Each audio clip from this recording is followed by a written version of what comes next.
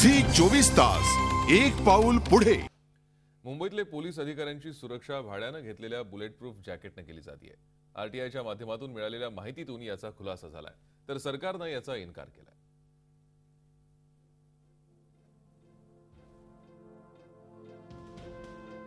मुंबईवर झालेल्या 26/11च्या दहशतवादी हल्ल्यात हेमंत करकरे, अशोक कामटे आणि विजय साळसकर यांच्यासह अनेक कर्तबगार अधिकारी मारले गेले होते।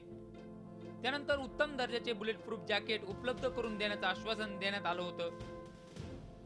मात्र सरकारनं फक्त 4च बुलेट प्रूफ जॅकेट्स खरेदी केली आहेत, तर 144 जॅकेट्स भाड्यानं घेतल्याचं उघड झालंय।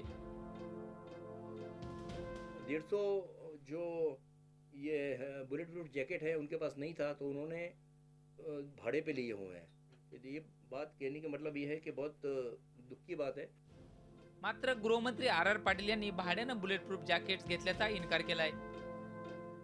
आज पुलिस के पास पर्याप्त जैकेट है, किराए से जैकेट लेने की कोई आवश्यकता नहीं है। याआधी सरकारवर निकृष्ट दर्जाचे जॅकेट्स खरेदी केल्याचा आरोप करण्यात आला होता। त्यानंतर पुन्हा तीच चूक झाल्यानं सरकारवर टीका सुरू झाली आहे। झी 24 ताससाठी एहसान अब्बास, मुंबई। झी 24 तास एक पाऊल पुढे।